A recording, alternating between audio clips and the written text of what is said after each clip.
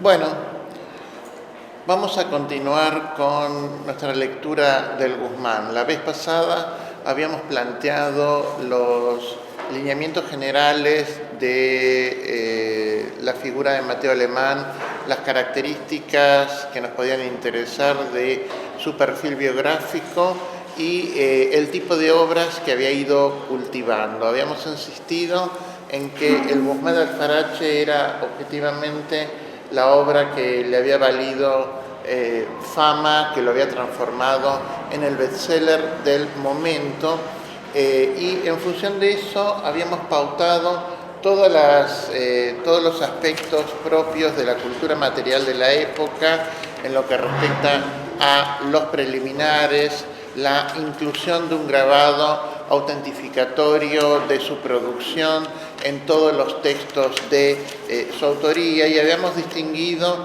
los preliminares burocráticos de aquellos que eran estrictamente estéticos, como la dedicatoria tanto al vulgo, al discreto lector, a Alonso de Barros, y la declaración para el entendimiento de este libro. En la declaración habíamos marcado cómo se insistía en el detalle de que el texto se habría compuesto con el preso confinado en galeras. Es decir, hay desde la primera parte del Guzmán, sobre pretexto de que habría una edición en 2 volúmenes, porque en la declaración para el entendimiento se dice por si algo no se quedara claro y para que los lectores terminen de comprender acabadamente el texto, se explicitaba que en el final de la obra es desde donde se debe presuponer que el texto ha sido escrito, ¿no?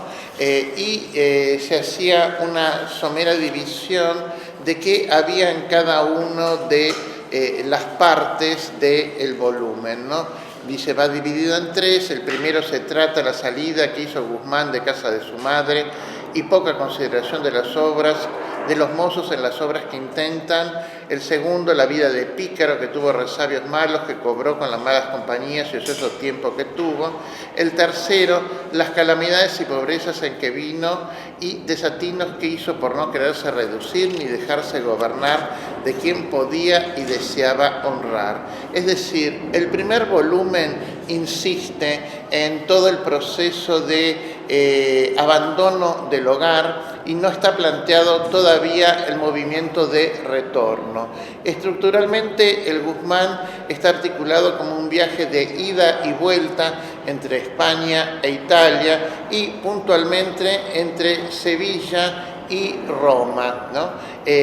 Precisamente lo interesante de esto es que al ser un texto que plantea por vez primera la problemática figura del personaje mercantil, de aquel afecto al dinero, el recorrido que hace el pícaro no es otro que el recorrido que hace el dinero, porque la plata y el oro llegan al puerto de Sevilla y de Sevilla es internacionalizada en las sedes extranjeras, desde las cuales vuelven las manufacturas o los productos básicos transformados en bienes de consumo, ¿no?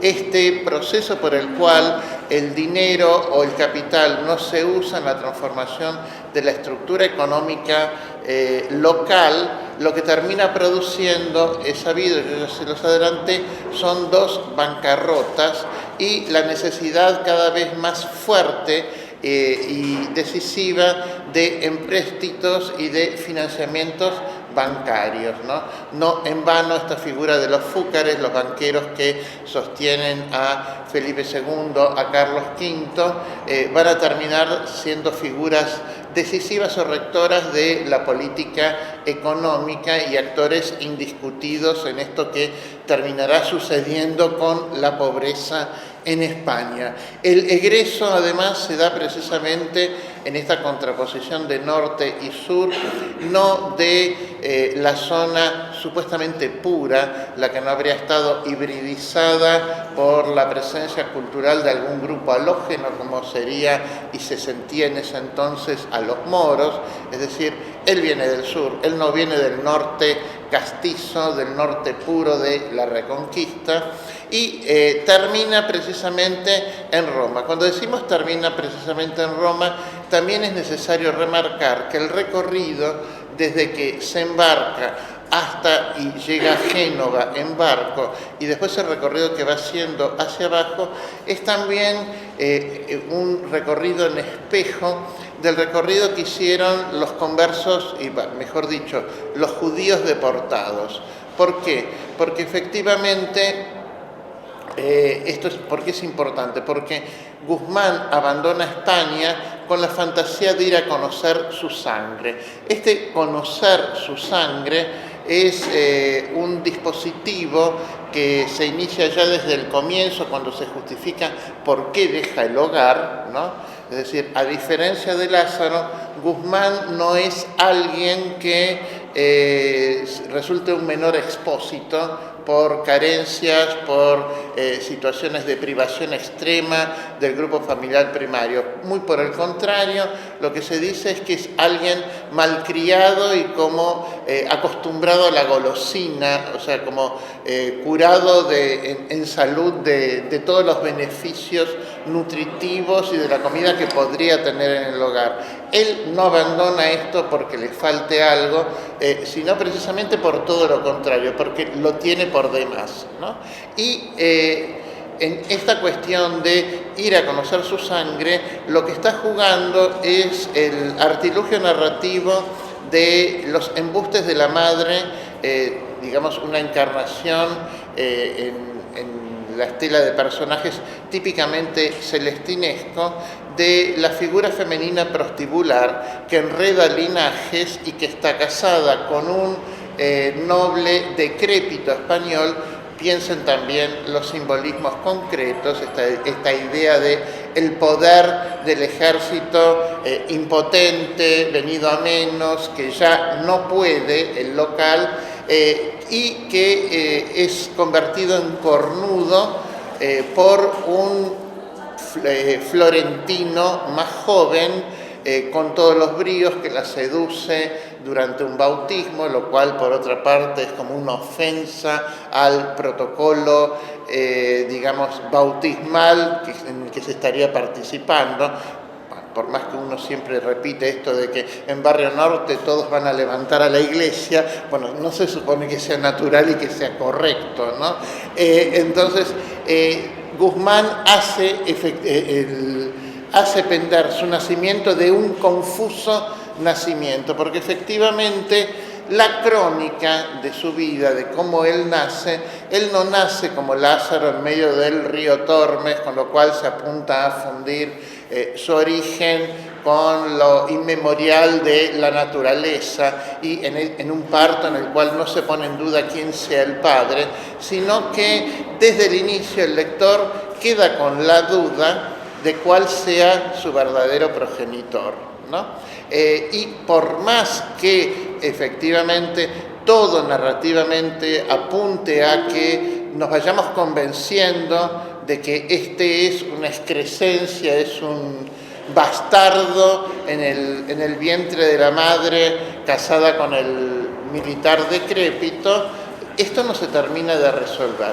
Y este enigma que no se termina de resolver es precisamente el que va a construir y que va a reconfirmar el adagio latino de Pater semper incertus, mater certissima, ¿no?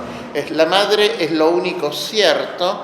Entonces, por oposición a el Lazarillo, que construye cómo Lázaro va a terminar convirtiéndose en padre de sí mismo en todo este recorrido final, lo que simbólicamente sugiere el desenlace de la novela es que Guzmán, preso en galeras en alta mar, en realidad vuelve a estar metido en el útero materno, es decir, En el final de sus tiempos, cuando ustedes lean la antología de los capítulos conclusivos, va a ver que nuevamente la figura que aparece de ese contexto familiar primario es la madre, es una madre envejecida, ¿no?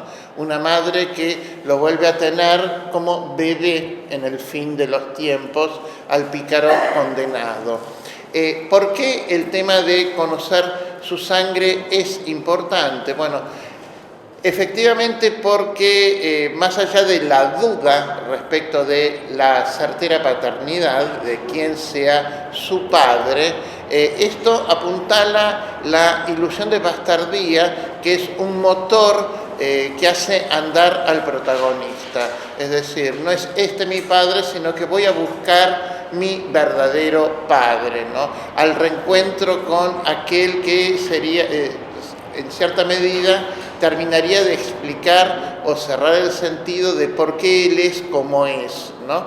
Encontrar el verdadero padre, ¿no?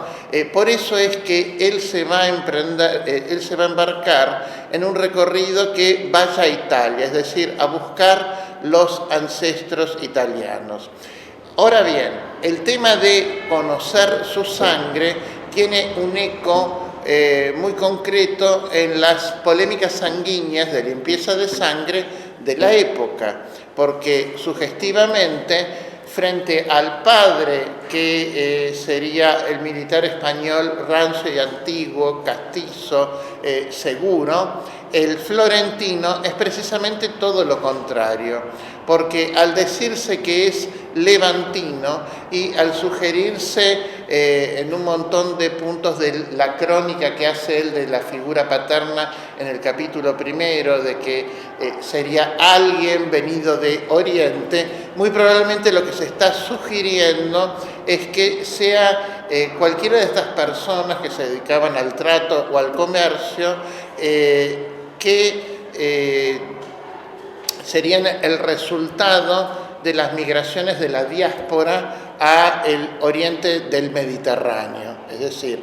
los levantinos no solo son los de Levante, sino los que están más allá, en Esmirna, en Venecia, en todos estos lugares. Y esto parece también reconfirmarse por el detalle, decíamos, de que el recorrido de desembarque y toda la progresión que hace Lázaro en su recorrido por Italia es precisamente el recorrido que van a hacer todos los conversos en el proceso de la diáspora. Está documentado que cuando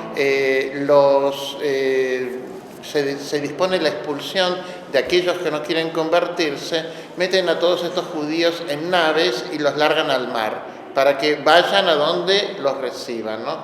Efectivamente, los que siguen el decurso del Mediterráneo por la cuenca superior terminan desembarcando en Génova. En Génova es el mismo lugar donde va a desembarcar Guzmán, ¿no? Y a partir de ahí constantemente se va a estar aludiendo al dudoso origen, a la inseguridad, y en Génova se va a hacer precisamente lo opuesto a lo que históricamente está acreditado que se hizo. ¿Por qué? Porque cuando los judíos llegan a Génova, quieren desembarcar y en Génova dicen, no, judíos acá no. Pero el barco está lleno de chicos, ¿no? Entonces deciden quitarle los hijos para ver si pueden hacer un proceso como eugenésico, de que los chicos en realidad no se conviertan en judíos y a los padres los vuelven a tirar al mar. Y en realidad este proceso de aceptación del infante judío en la esperanza de que deje de ser judío, en realidad en el texto se va a invertir, porque él llega como una especie de adolescente y lo que le va a suceder en Génova con estos supuestos parientes que él cree haber encontrado es precisamente lo contrario, al que lo expulsan es a él, ¿no? Es decir, el texto está planteado como un camino de búsqueda y supuesto conocimiento, en el cual en el punto abismal, que sería al infierno en que se llega en Roma, la Babilonia moderna, termina produciéndose un viaje de regreso por el cual él va a terminar sus días nuevamente en Sevilla. Este viaje de ida y vuelta es un viaje que el circuito económico también confirma. Decíamos entonces que una de las marcas que tiene y que tenemos que señalar, en primer lugar, era cómo se trabajaba el problema autobiográfico en el texto. ¿Por qué? Porque si en el Lazarillo habíamos indicado que uno de los puntos donde la ilusión biográfica se quiebra es cuando Lázaro cuenta qué le pasó cuando él estuvo desmayado tantos días por los golpes que le habían dado, y uno dice, bueno, uno sabe que esto lo puede reponer, pero que no es absolutamente fidedigno de qué ocurrió, ¿no es cierto? No se está testimoniando una experiencia directa, porque con la pérdida del conocimiento esto se quiebra. En el caso de Guzmán es muchísimo más revulsivo el Tour de Foix, porque efectivamente él empieza su vida contando la vida de los padres, ¿no? Es decir, hay un capítulo entero dedicado a la memoria del padre y un segundo capítulo dedicado entero al recupero de quién fue su madre, ¿no? Y esto es interesante porque desde el texto, desde el inicio mismo dice... no, gracias. Él empieza a decir que él quiere contar su vida y dice, y antes de contarla no dejé dicho quiénes y cuáles fueron mis padres y confuso nacimiento, que en su tanto, si de ellos hubiera de escribirse, fuera sin duda más agradable y bien recibida que esta mía, ¿no? Dice, y aunque a ninguno conviene tener la propiedad de la hiena que se sustenta desenterrando cuerpos muertos, bueno, es decir, ¿cuáles son los cuerpos muertos? Es la memoria, es la existencia de estos progenitores, y continuamente lo que vamos a ver desde el inicio es un vaivén entre decir, bueno, la vida de aquellos sería más interesante que la mía, pero sabemos por lo poco que presenta que realmente es un horror la vida de uno y de otro. Esta cuestión de si el determinismo opera o no opera, ¿no? Desde el inicio está el recuerdo de la frase de Ezequiel de el hijo no portará la iniquidad o la infamia del padre, y sabemos como lectores que este es uno de los grandes desafíos, es decir, que se nos está diciendo que este es un texto donde el determinismo está en cuestión, donde la problemática de la descendencia, de la transmisión familiar, de la mala reputación, de la mala consideración, de la infamia de lo que han sido los progenitores, está en juego, y efectivamente parecería que toda la vida que después nos va a contar fuese en alguna medida prueba o demostración de si esto a la descendencia se ha transmitido, si algo de lo que originariamente él puede recuperar, de qué caracterizó al padre, de qué caracterizó a la madre, en él está presente, ¿no?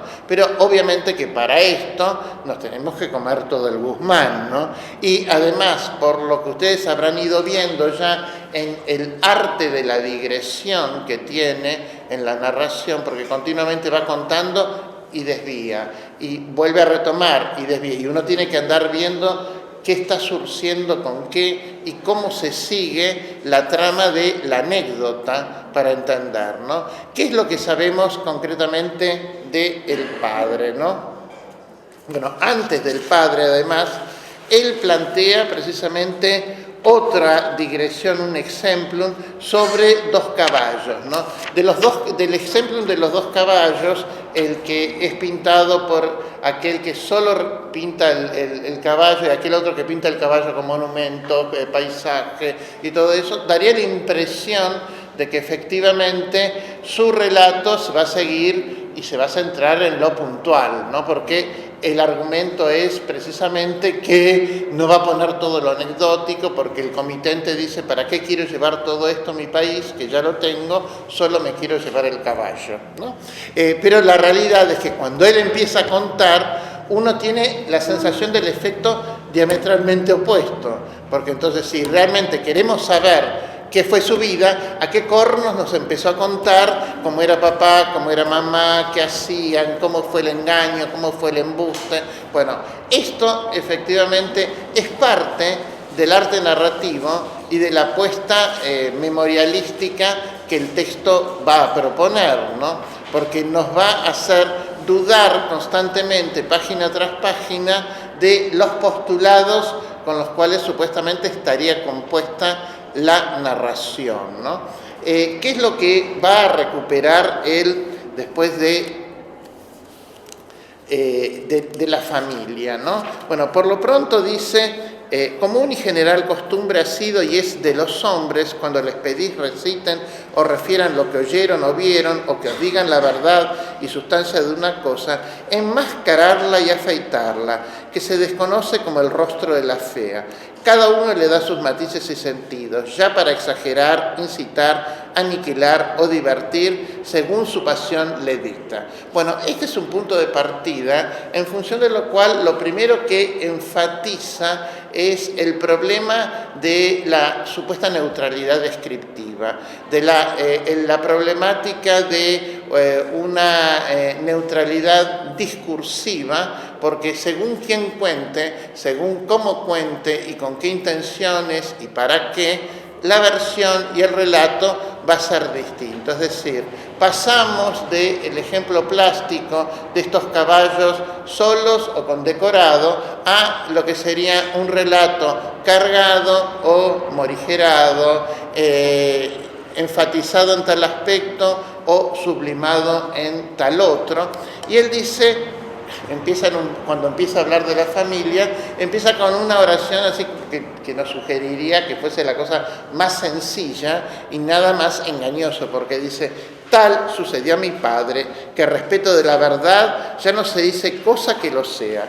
De 3 han hecho 13 y los 13 300, porque a todos les parece añadir algo más, y de estos algo han hecho un mucho que no tiene fondo ni se le halla suelo, reforzándose unas a otras añadiduras, y lo que en singular cada uno no prestaba, juntas muchas hacen daño.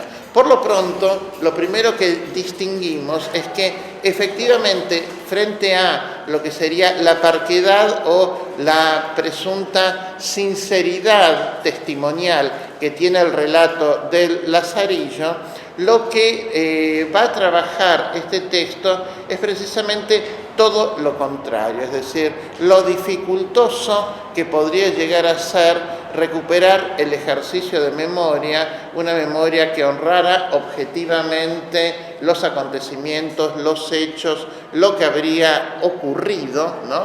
Él dice: de 3 hicieron 13, de 13 300, de 300 un mucho y algo que no tiene fondo. Y cada cual le va agregando cosas, ¿no? Y lo que va a realizar es efectivamente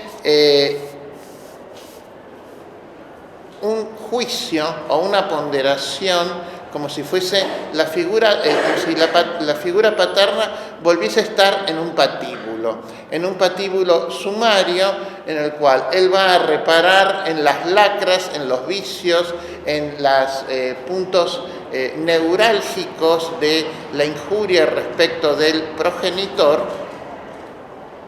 Y acá es interesante que de este progenitor del que habla es precisamente del levantino, es decir, hay un partipri ya adelantado desde el inicio respecto de lo que después va a ser efectivamente su confuso nacimiento, ¿no? Dice: la sangre se hereda y el vicio se apega, quien fuere cual debe será como tal premiado y no purgará las culpas de su padre. Uno puede pensar, ¿está Guzmán en realidad exhibiendo la infamia del padre para obrar un efecto contrastivo con el propio prestigio que debería ir elaborando capítulo tras capítulo respecto del sí? Bueno, lo primero que va a marcar es que era levantino, que sus deudos vinieron de Génova, que uno de los motivos por los cuales fue particularmente censurado es porque se dedicaba a los cambios, ¿no? Entonces hay todo un desarrollo argumental de que efectivamente los cambios y ese tipo de práctica económica eran y han sido permitidos, dice, Y además empieza a diferenciar lo que puede ser el buen o mal uso de un ejercicio, es decir, la problemática de determinado tipo de actividades no está centrada en la actividad en sí misma, sino en el individuo, es decir, qué es lo que ha hecho el padre con esto, ¿no? La segunda lacra, si la primera es en alguna medida el problema del ejercicio económico, es decir, ser un cambista, dice, tenía mi padre un largo rosario entero de 15 dieces en que se enseñó a rezar en lengua castellana, hablo porque obviamente es extranjero, el florentino, las cuentas gruesas más que avellanas. Este se los dio mi madre, que lo heredó de la suya. Nunca se le caía de las manos.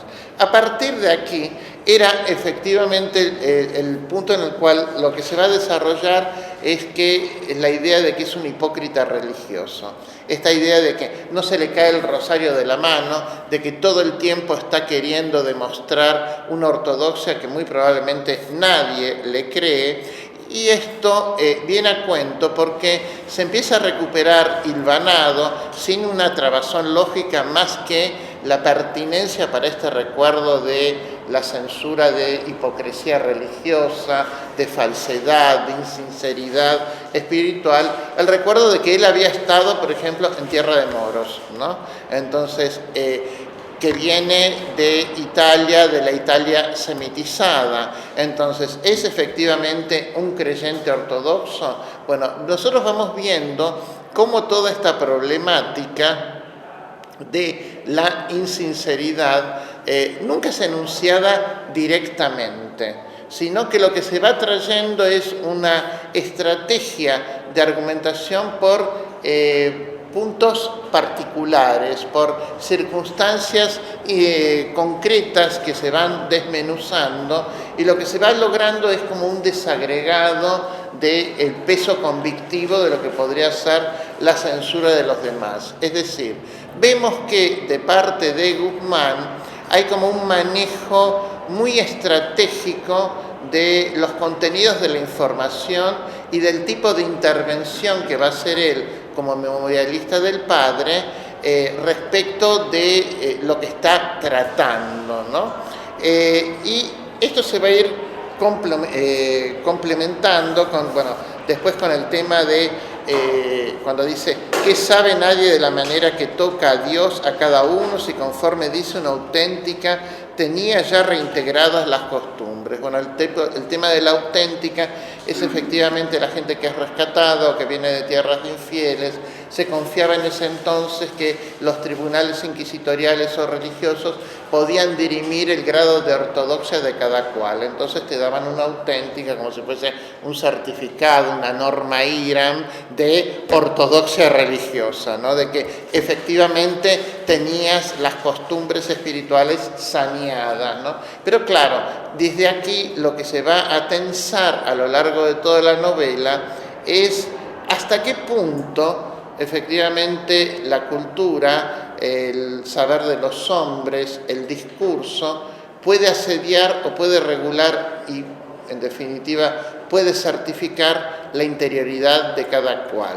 Es decir, podemos tener un certificado, una auténtica que diga que somos los más religiosos, los más perfectos cristianos, pero ¿qué sabe el que escribe eso?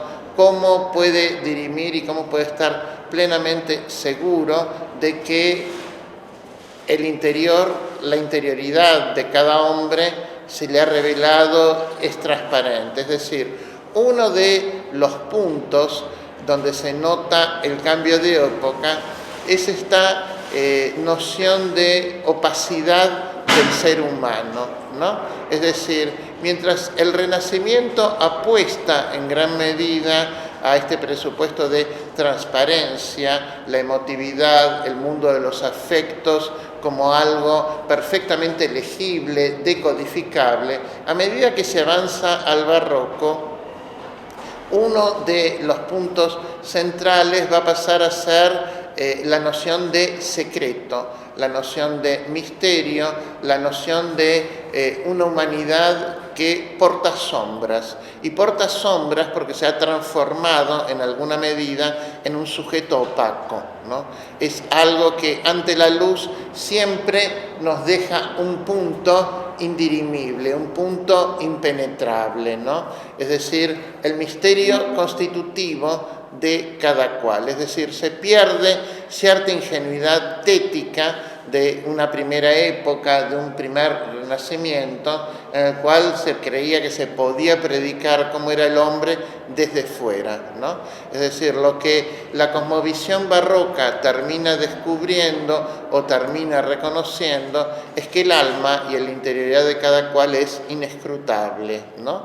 Entonces, uno de los puntos sobre que es importante enfatizar desde el inicio del texto es este. ¿Por qué? Porque efectivamente todo el texto se va a tensar hacia la noción de conversión.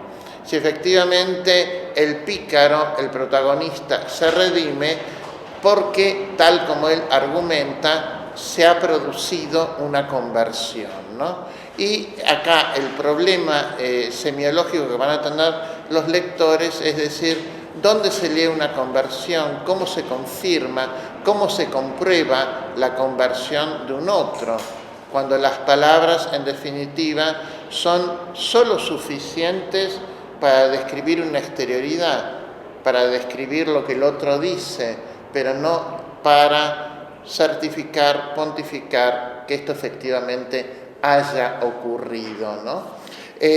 Además de esta problemática de la auténtica, de la infidelidad, obviamente la memoria va una y otra vez entre la infidelidad religiosa, los desvíos a la extranjería, es decir, si el padre respetaba el reino o no. Nuevamente va a volver al tema del arte mercante una y otra vez y va a recuperar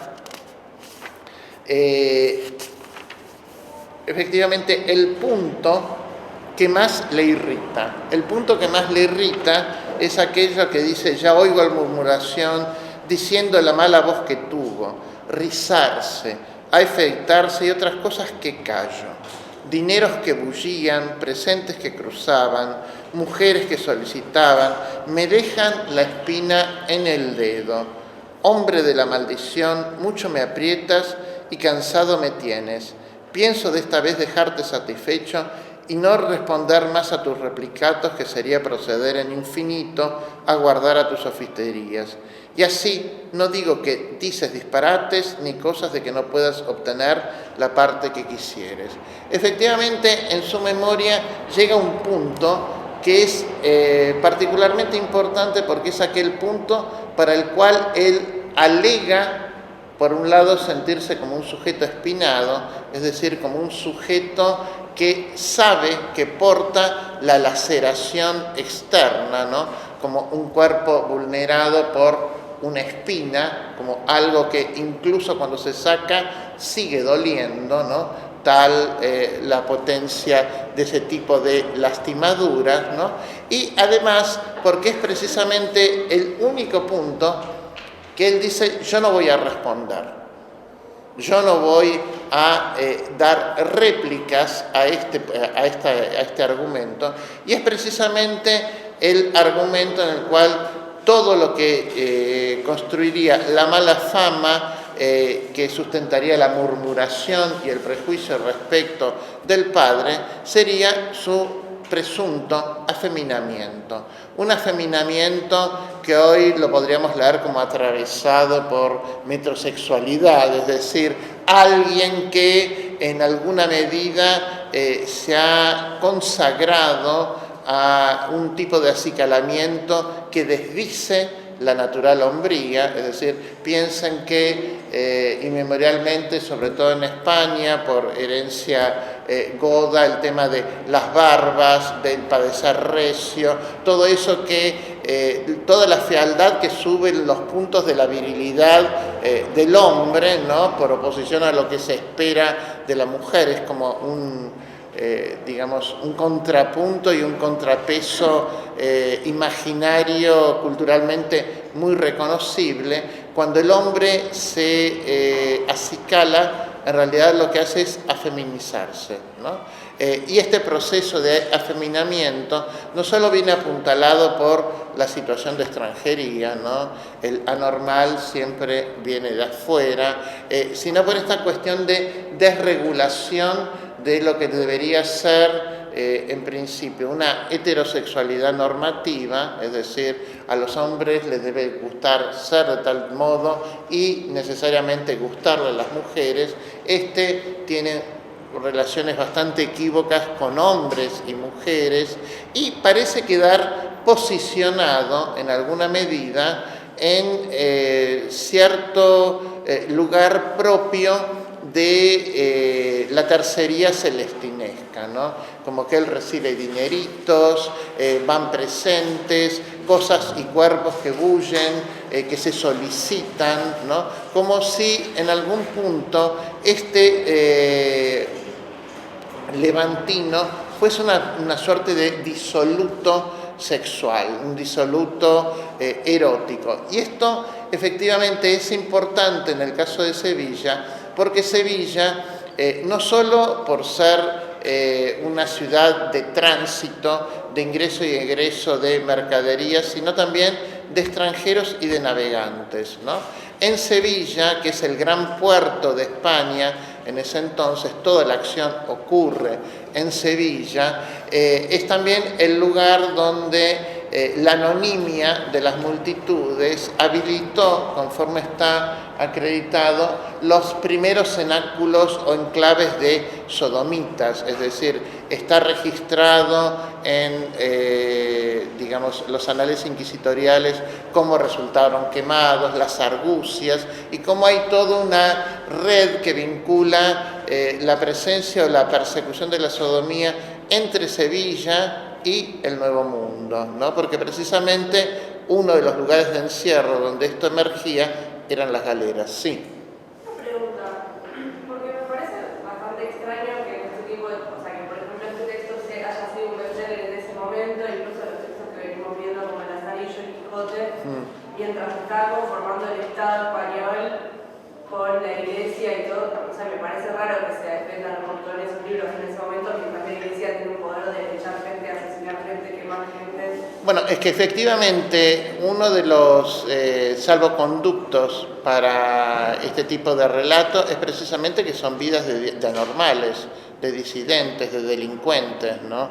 O sea, el crimen vende siempre y cuando tenga un castigo, ¿no? Entonces, en realidad, también hay, esto es una de las problemáticas que tenía la literatura en esa época y que ya la marcaban los moralistas, ¿no?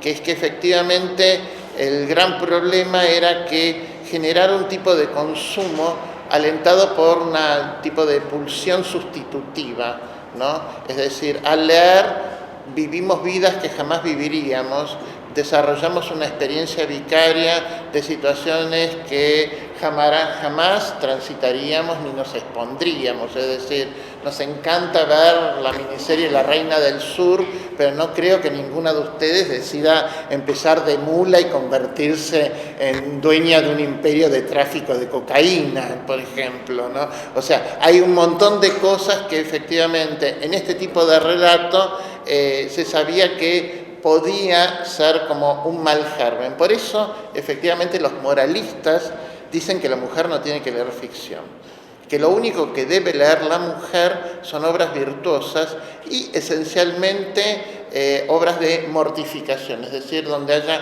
una meditación continua sobre la finitud de la propia vida y que se van a morir, ¿no?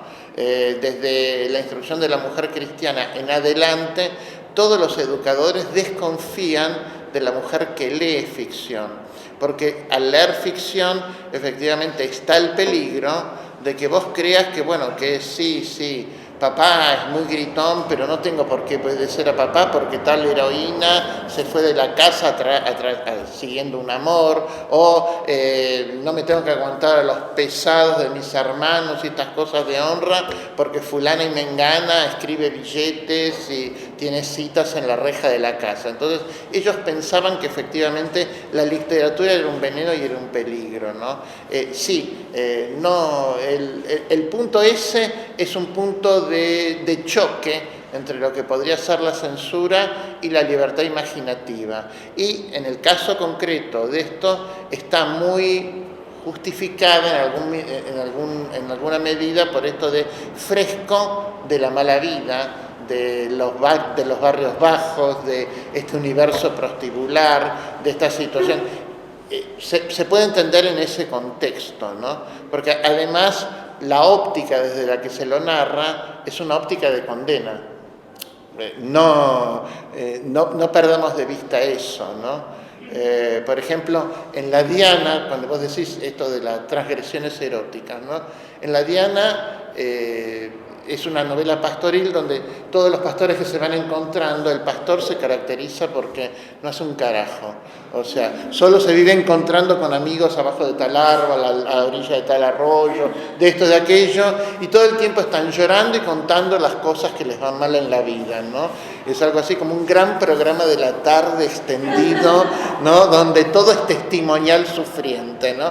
Todos son casos y aparte están organizados con esta idea de, por ejemplo, casos amorosos, ¿no? ¿Quién sufre más? ¿Aquel al que la amada nunca lo miró? ¿O aquel al que lo miró y lo dejó de mirar porque ahora mira a otro que le gusta más? ¿O quién sufre? Bueno, entonces, generalmente estos son los casos. Todos los casos son siempre heterosexuales, de varón con mujer. Sin embargo, la Diana tiene en el comienzo del libro primero lo que parecería ser un primer caso, algo que no lo es porque es una burla. Y está construido como una burla, entre otros motivos, ¿por qué? Porque es una historia de enfermiza pasión de una mujer por otra mujer. ¿No? Entonces, efectivamente, también hay modos de transmitir o de hacer como escarceos en zonas más vedadas, más proscriptas, siempre y cuando tomes el recaudo de que quede claro enunciativamente qué es un caso posible de amor y qué no es otra cosa que una burla, ¿no? Una chica que va a una festividad de mujeres, ¿no? Y se disfraza de varón para conquistar a una mujer y en realidad se genera todo un equívoco de si es mujer, si es hombre, mujer, y después se dan cuenta de que están enamoradas, pero claro, es una burla. Eso no progresa en el texto, ¿no? Entonces también es como un modo de diferenciar qué se dice. Y aparte que está todo bajo, además del filtro de la murmuración. Es decir, no es un relato donde veamos al padre girando en la iglesia y levantándose un marinero, por ejemplo, ¿no? Que sería como una cosa un poco más violenta para la sensibilidad de la época.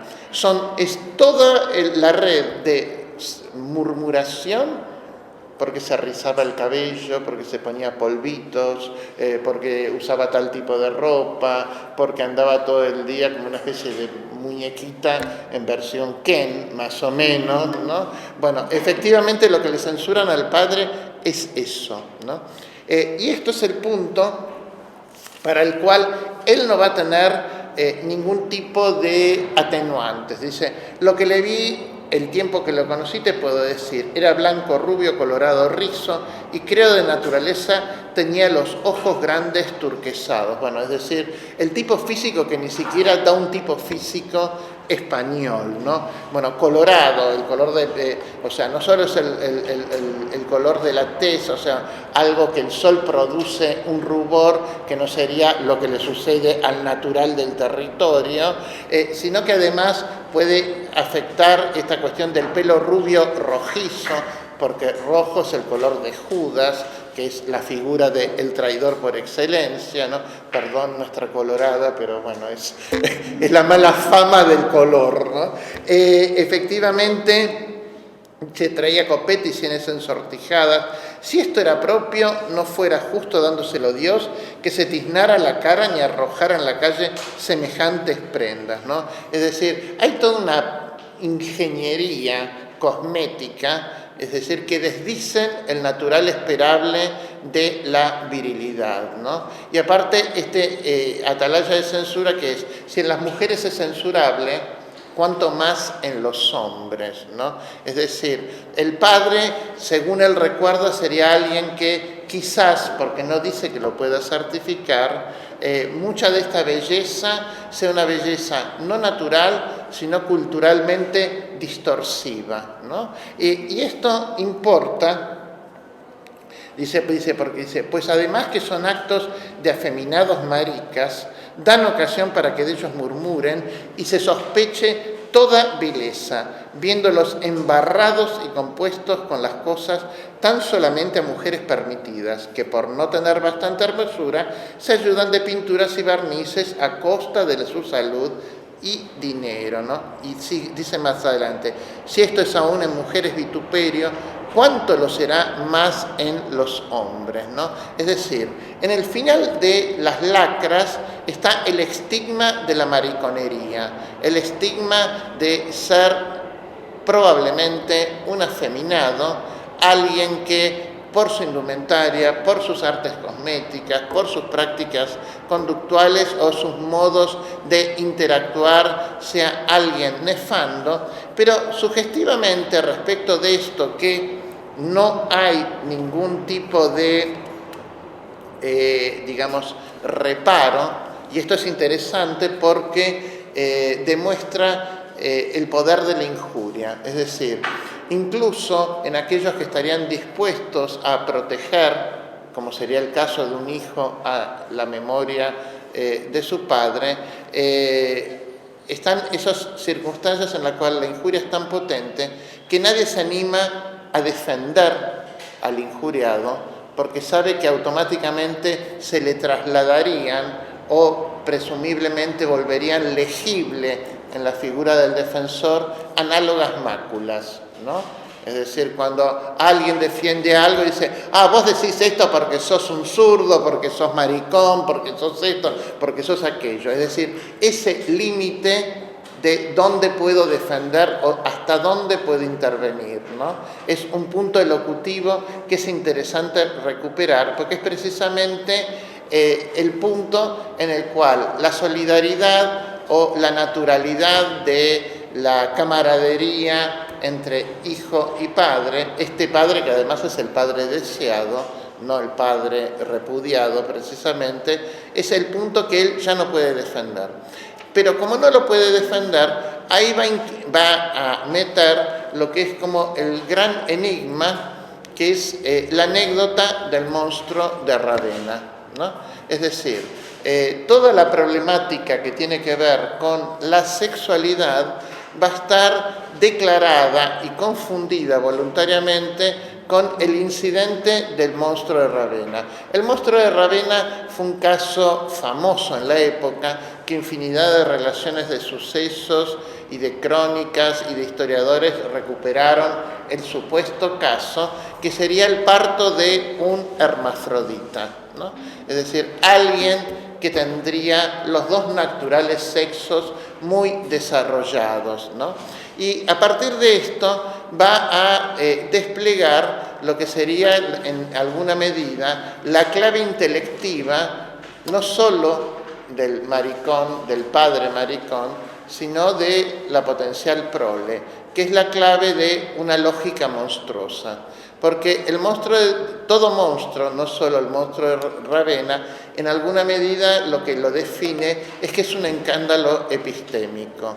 Es algo que por las patas puede parecer un gato, pero por la cabeza que tiene pico y nos damos cuenta que podría ser un águila, pero las águilas no tienen ese tipo de piel y no tienen escamas. Entonces es un escándalo epistémico porque en el proceso de lectura, de decodificación, vemos constantemente algún aspecto, varios aspectos, varios detalles que nos sugieren algo, pero hay siempre algo que incomoda.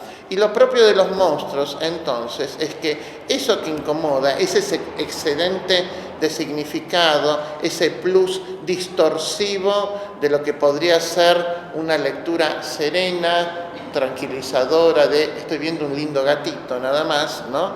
En realidad siempre tiene un proceso mitificante de decodificación. Decimos mitificante porque sobre el discurso descriptivo siempre hay un segundo discurso que se repliega, que es el exegético, ¿no? Es el del proceso de interpretar qué quiere decir tener 3 tetas, por ejemplo, ¿no? O qué significaría que el monstruo nació con pico de grulla, ¿no? Entonces, lo que va a ser el relato, dice, en esa ciudad nació un monstruo muy extraño que puso grandísima admiración. Tenía de la cintura para arriba su cuerpo, cabeza y rostro de criatura humana, pero un cuerno en la frente. Faltábanle los brazos y dio la naturaleza por ellos en su lugar 2 alas de murciélago. Tenía en el pecho figurado la I pitagórica y en el estómago hacia el vientre una cruz bien formada. Era hermafrodito y muy formados los 2 naturales sexos. No tenía más de un muslo y en él una pierna con su pie de Milano y las garras de la misma forma. En el nudo de la rodilla tenía un solo ojo. Bueno, más monstruoso no podría haber salido, ¿no? Este monstruo que parieron, ¿no? Entonces, efectivamente lo que él refiere es cómo ante este portento todos los hombres doctos, todos se ponen a analizar qué es lo que esto significa. El monstruo no solo es una exhibición, sino que es una interpelación a la decodificación. Dice, no hay monstruo si no lo exhibimos, ¿no? Todo monstruo, para ser tal, siempre tiene que estar en una suerte de arena pública que infunda peligro y que necesite de parte de los que los contemplan un proceso de amaestramiento, sujeción, dominación para reparar la ansiedad y de la incertidumbre que suscita el monstruo, ¿no? Entonces empieza a decir efectivamente qué significa cada una de estas cosas, ¿no? Y entre las más que se dieron fue sola bien recibida la siguiente, que el cuerno significaba orgullo y ambición, las alas, inconstancia y ligereza, falta de brazos, falta de buenas obras, el pie de ave de rapiña, robos, usuras y avaricia, el ojo en la rodilla, afición a vanidades y cosas mundanas, los 2 sexos, sodomía y bestial bruteza, en todos los cuales vicios abundaba por entonces toda Italia, ¿no? Precisamente el lugar hacia el que va a emigrar Guzmán en su búsqueda de sus ancestros, ¿no? Y al final dice, por lo cual Dios castigaba con azota aquellas guerras y disensiones. Pero la cruz y la I eran señales buenas y dichosas, porque la I en el pecho significaba virtud, la cruz en el vientre, que si reprimiendo las torpes carnalidades abrazasen en su pecho la virtud, les daría Dios paz y ablandaría su ira. Bueno, efectivamente, uno de los puntos más interesantes del proceso de decodificación es que la diferencia femenina en estos 2 naturales sexos muy bien formados es no significante, porque todo lo que se traduce es que esos sexos solo son y significan sodomía y bestial crudeza, ¿no? Es decir, como si fuesen prácticas bestiales, ¿no? El sexo femenino no significante, esa diferencia femenina no significante, es una tensión que se va a ver a lo largo de toda la novela. Es decir, ¿por qué el pícaro prácticamente no tiene en todo este proceso de maduración ningún tipo de atracción o siente una atracción genuina y auténtica por mujeres? Y cuando descubre efectivamente, o el texto narra, esas narraciones de vínculos eróticos, más que vínculos reales, parecen concesiones a la expectativa comunitaria de que todo hombre tiene que estar interesado por una mujer. Porque a Guzmán, en realidad, como lo dice todo el texto, lo que se le da es la seducción de papás, ¿no? De figuras de autoridad, de hombres con poder, ¿no?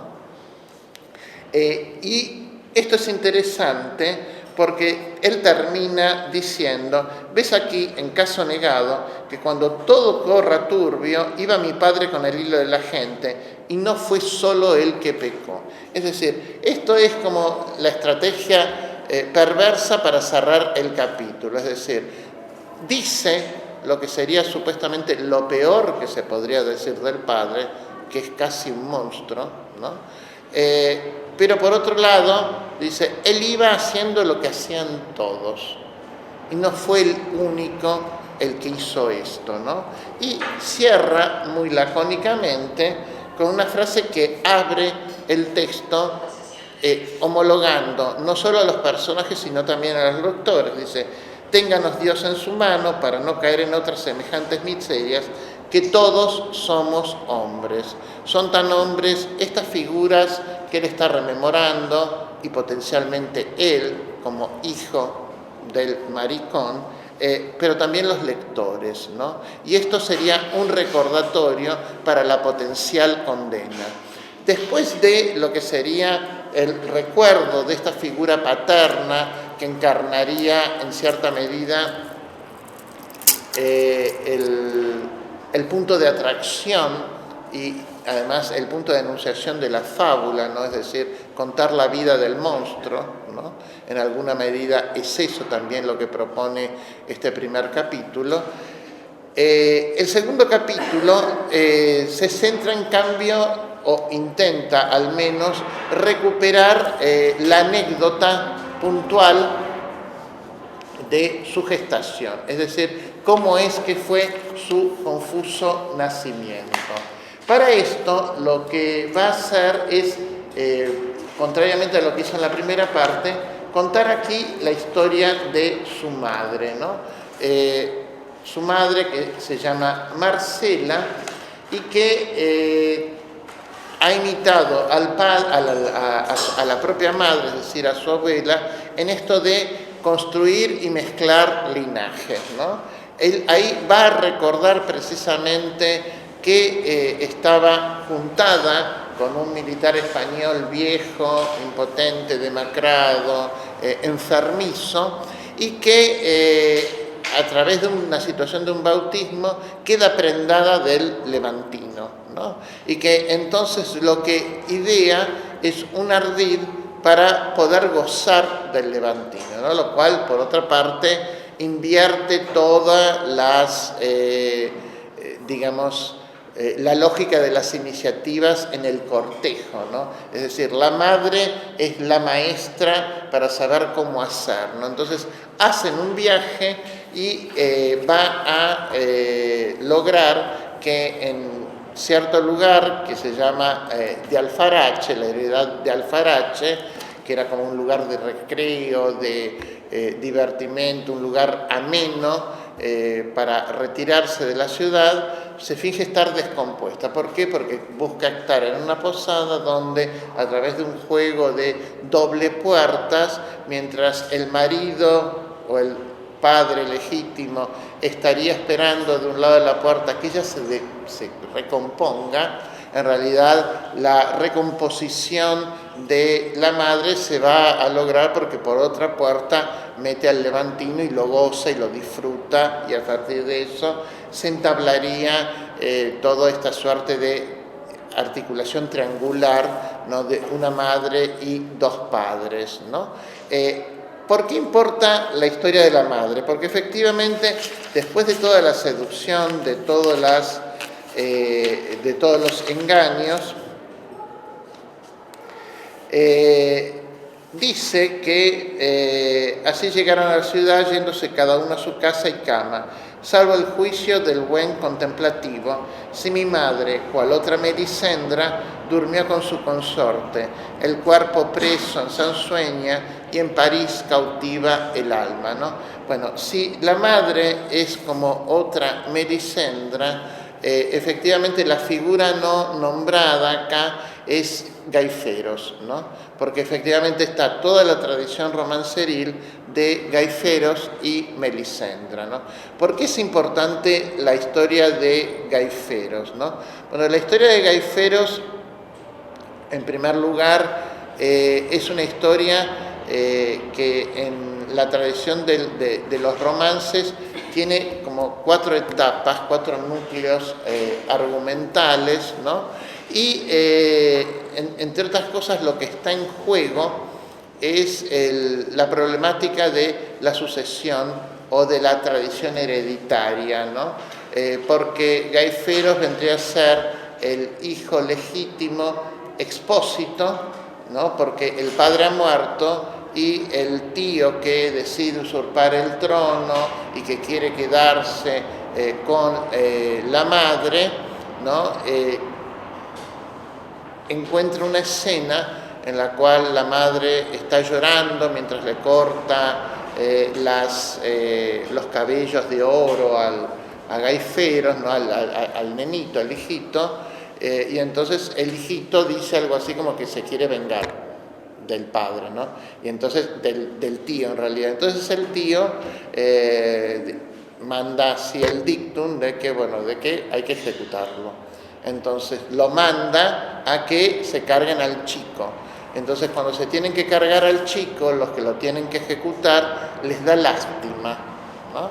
Entonces lo que hacen los soldados, los generales que ha enviado el tío usurpador, no es otra cosa que cortarle un dedo, porque tenía que traerle la prueba, ¿no? De que efectivamente lo había matado, cortarle un dedo y un corazón. Pero como el corazón no se lo pueden quitar sin matarlo, sacan el corazón de un animal.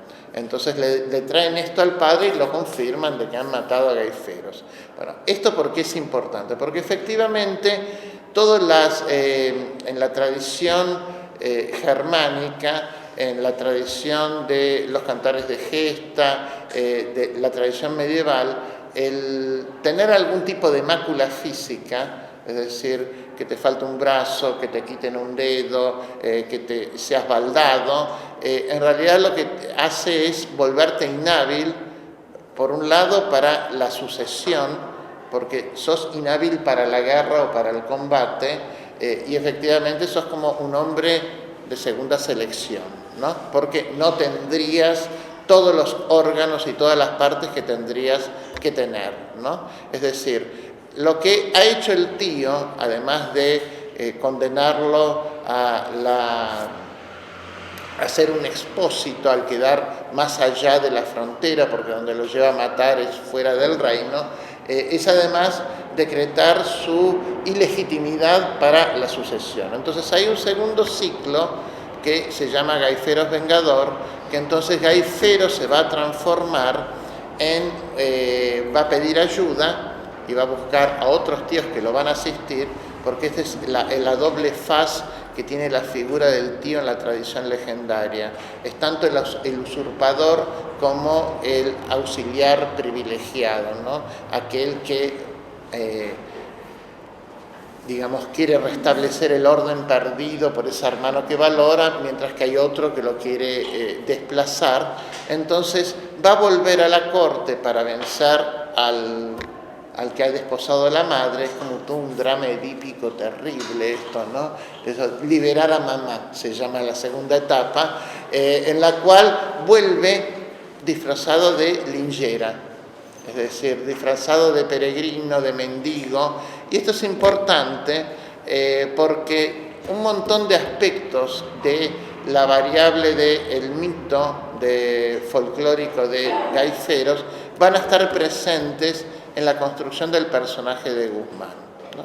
En primer lugar, esta cuestión de supuesto cuerpo con deformidades. Sabemos, por ejemplo, ustedes han leído en este libro primero, en los capítulos 1 a 7, que hay un momento donde, después de unas ventas, es detenido por la Santa Hermandad y lo empiezan a fajar porque dicen que son unos ladrones que estaban buscando que esto, que aquello.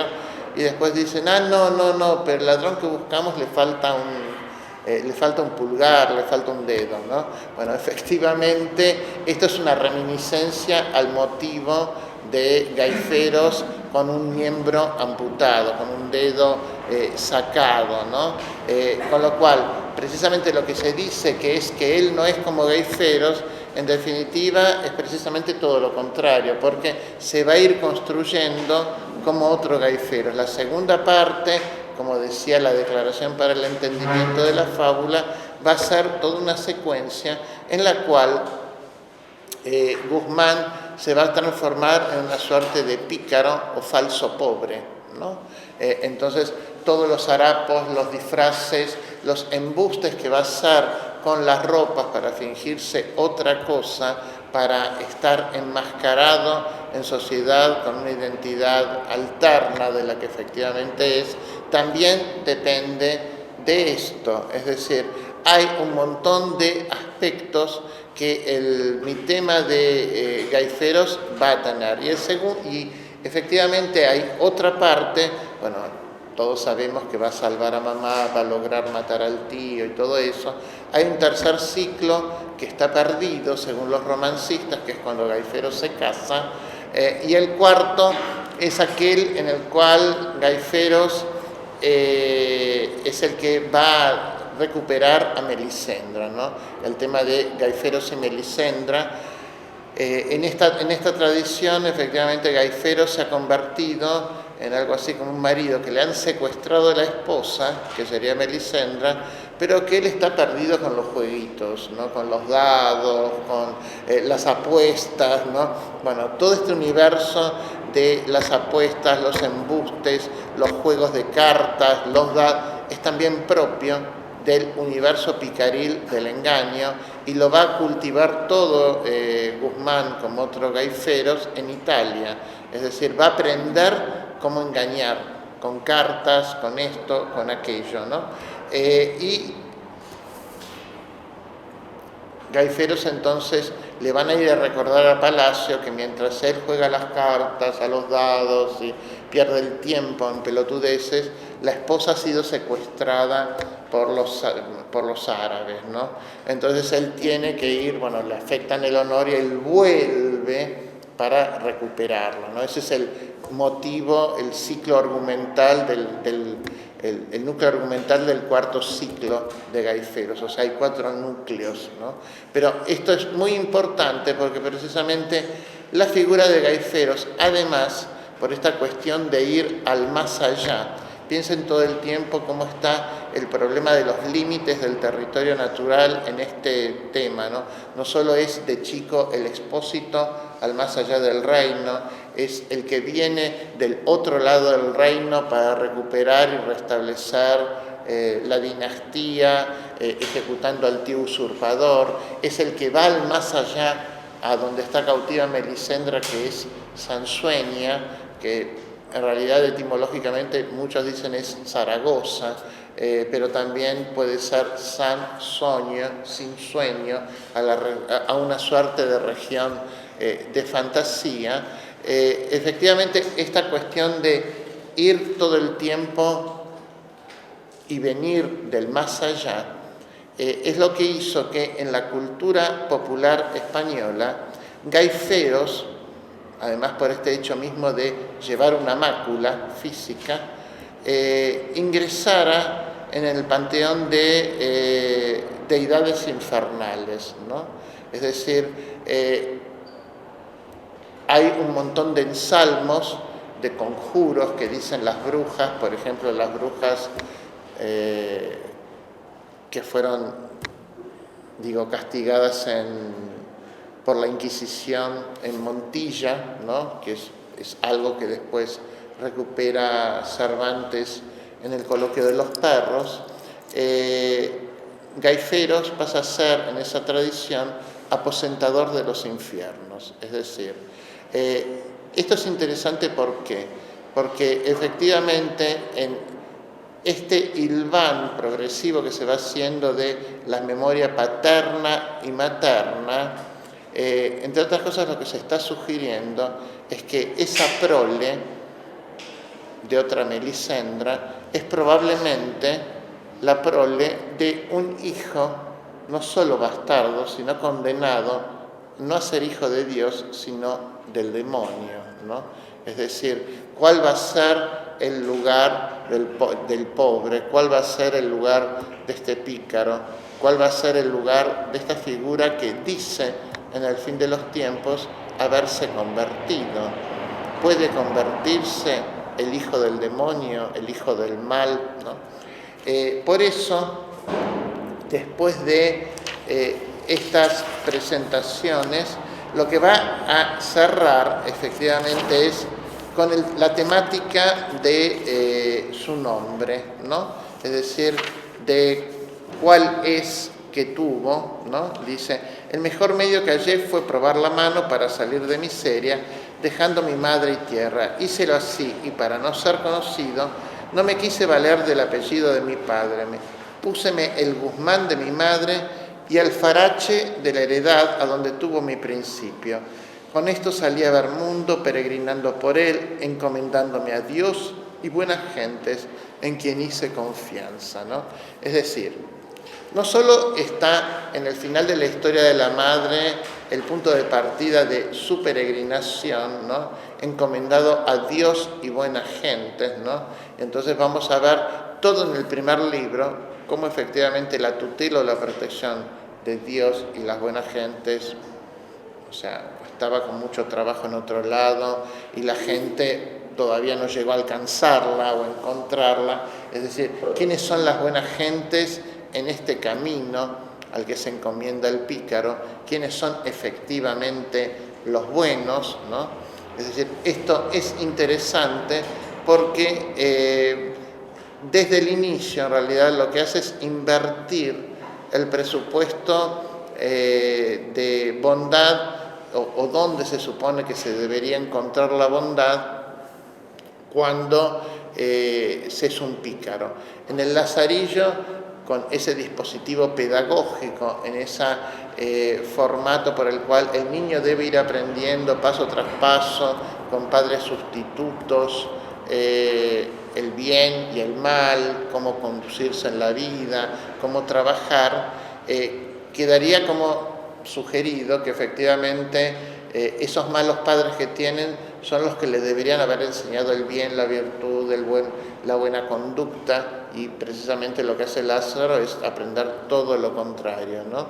Aquí, en cambio, se invierte la perspectiva porque parecería que él lo que hace es buscar o poner a prueba no a sí mismo como sujeto de aprendizaje, sino al mundo, ¿no? Es decir, si el mundo efectivamente es bueno, si Dios está presente para cada cual, ¿no? Y si hay buenas gentes en el derrotero que cada cual puede seguir en su vida, ¿no?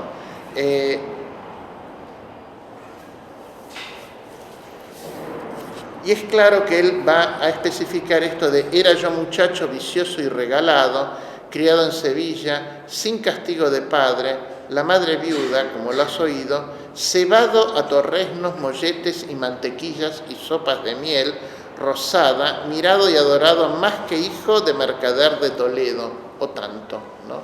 Es decir, no parte en su periplo originario por una carencia, sino en todo caso por abundancia, por el descuido de lo que sería ser consentido en lo que a todos los otros les falta, ¿no? Y es importante y es sugestivo que efectivamente se apueste por la indeterminación nominal. Él dice, quise callar el nombre de mi padre, nunca vamos a saber cuál es efectivamente el nombre del padre, y dice que elige un nombre que se va a llamar Guzmán y otro que es de la heredad, donde habría tenido inicio o donde él quiere creer que tuvo inicio su origen, que es el huerto de Alfarache, ¿no? Que es algo así como el huerto edénico degradado, ¿no? Y esto es importante, ¿por qué? Porque respecto de la genealogía de Guzmán, se tensa una de las grandes controversias en cuanto a los usos de nombres y apellidos en la época. ¿Por qué?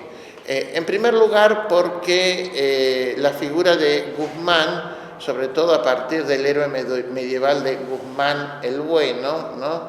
Guzmán el Bueno es el héroe de Tarifa, que es una fortaleza en la cual es como un punto fijo de defensa contra los moros. Entonces los moros han sitiado Tarifa y para lograr que Alfonso de Guzmán entregue la fortaleza, tienen al hijo cautivo y le dicen, si no nos entregás la ciudad, tu hijo pasa a cuchillo, ¿no? Entonces basta que le digan eso para que Guzmán, que pasa a ser el modelo de padre, ¿no? Como una suerte de Abraham revivido, entonces dicen, ah, sí, entonces tira su cuchillo por el muro para que lo maten con su cuchillo, porque él no va a entregar la ciudad, ¿no? Entonces este modelo de paternidad ejemplar, ¿no? Es decir, que incluso mata al propio hijo por defender la ley, la religión, la raza, todo lo valioso para el español, efectivamente queda inmortalizado con el apodo de Guzmán el Bueno, ¿no? Bueno, efectivamente el tema de la genealogía de dónde está inscrito este Guzmán, defensor de Tarifa y todo eso, es lo que llevó a toda la familia que llevaba apellidos, una familia noble, ¿no? De don Juan Alonso de Guzmán. Es efectivamente, ¿por qué importa? Porque por lo pronto son los duques de Medina Sidonia y el heredero siempre lleva el título de conde de Niebla, ¿no? Es el primer título nobiliario, aparte de los emperadores, que se hereda, ¿no es cierto? El primer título nobiliario que en la España imperial se empieza a heredar, ¿no? Y efectivamente hay muchísimas controversias en la época de Mateo Alemán sobre quiénes eran los Guzmanes, es decir, qué significaba ser de los Guzmanes. Bueno, efectivamente los duques de Medina Sidonia fueron emprendiendo distintos proyectos memorialísticos, es decir, cuando hay plata conseguimos siempre algún biógrafo que nos escriba que fuimos hijos de Superman, Hércules y de lo que queramos, ¿no? Entonces, efectivamente, van emprendiendo discursos autoglorificantes a ver quiénes eran los antepasados, porque necesitan trazar una genealogía que además sirva como defensa ilustre de la propia valía del linaje, ¿no? Efectivamente, la característica que tenían que tener los Guzmanes eran ser matamoros, ¿no? Y por antonomasia godos, porque los godos siempre estaban presumidos, o sea, la obsesión gótica en la época, de no haber tenido ningún tipo de mixtura impura, ¿no? Lo que sucede es que efectivamente los Guzmanes, o este héroe, que es la figura preclara del pasado, les produce un dolor de cabeza, porque no solo es el defensor de Tarifa, sino que antes había estado en Marruecos, estuvo en otros lados, estuvo casado además en la línea sucesoria, hay constancia de que estuvo casado con una conversa judía muy millonaria en la época, de la familia Coronel, y efectivamente todo haría presuponer que son algo así como el estertor de una familia noble con sangre conversa, ¿no es cierto? Es como una cosa inhallable, harto improbable, y que explicaría en alguna medida, por un lado, la obsesión linajuda de los Medina Sidonia por armar una genealogía que difumine cualquier presunta mácula, ¿no? Pero además, cómo en la época un sinfín de personas, para sugerir que efectivamente no eran impuros, decían que eran de los Guzmanes, ¿no? Ser de los Guzmanes parecería algo así como decir, no, si yo quisiera inventar acá que soy terrateniente patricio, diga, no, soy de los Anchorena, ¿no? O sea, apellido con olor a bosta. O sea, hay que buscar algo así para prestigiarse, no importa si es verdad o no, ¿no? Lo que importa es que efectivamente ciertos apellidos en la época circulan asociados a determinados estamentos, a determinados roles, ¿no? Y lo interesante además es que efectivamente todos los territorios en Sevilla de las propiedades de los Medina Sidonia están enfrente precisamente de la Cofradía del Silencio, que era de donde era cofrade alemán donde había redactado las órdenes del silencio, ¿no? Y es decir, hay como una proximidad, están como enfrentados, ¿no?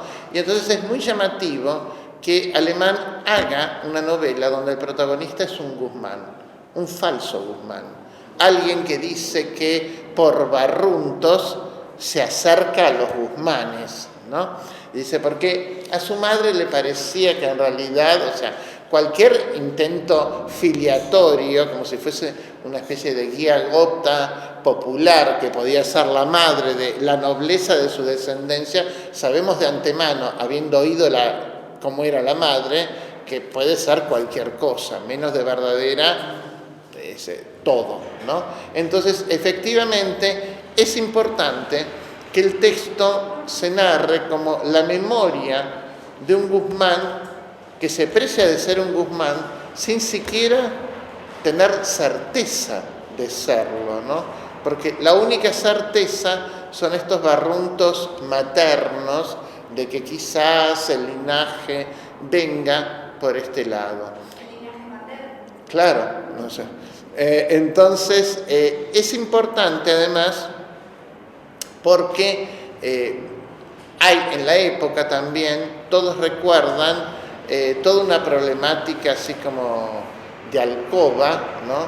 Donde cuando iban pasando las sucesiones, hay un momento dado en que uno de los duques de Medina Sidonia es declarado como inhábil por la esposa e impotente, ¿no? Y el hermano del verdadero heredero, porque en realidad lo quieren sacar del medio y después ella se termina casando con el hermano, o sea, estuvo primero casado con uno y después casado con otro, ¿no? Con lo cual, toda esta idea de una madre que va pasando entre distintos padres también pueden ser guiños irónicos a todos los problemas sucesorios que históricamente siempre habían atravesado los Medina Sidonia, ¿no? Es decir, estos altísimos nobles, ¿no? ¿Qué es lo que podemos rescatar como una de las marcas de originalidad en términos picarescos que va a tener el libro primero? En primer lugar es el territorio del aprendizaje de Guzmán.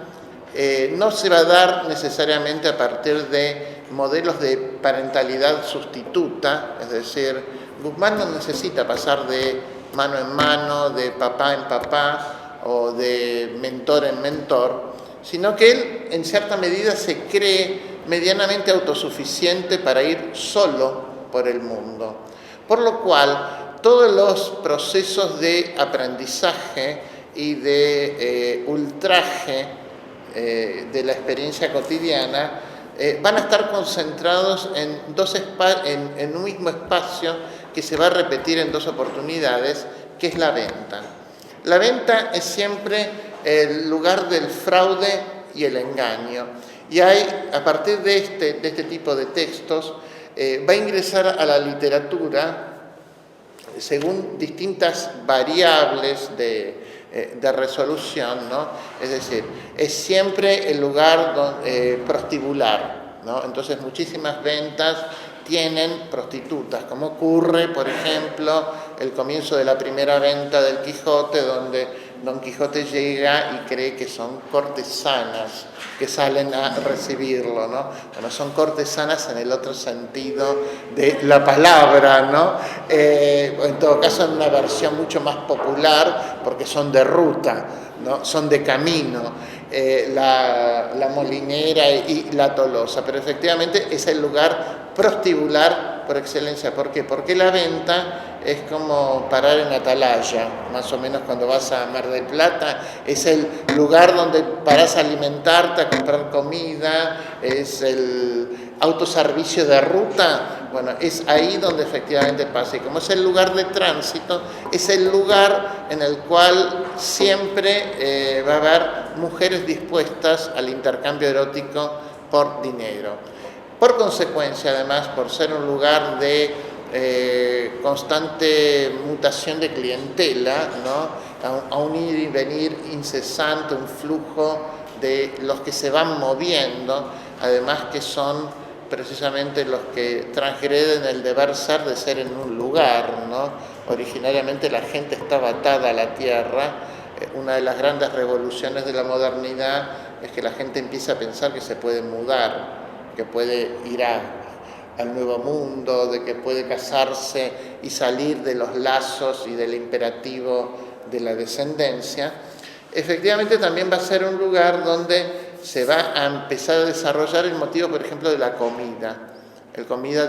Y generalmente lo que comes en la venta siempre está atravesado por el fraude, lo que se llama el motivo del fraude alimenticio. Es decir, nada de lo que te dan es lo que te dicen que te dan, ¿no? Te dan gato por liebre, ¿no? Y acá vamos a ver cómo este motivo de la venta ligada a la nutrición aparece tanto en la venta de 1.3 como en la venta de 1.5, ¿no?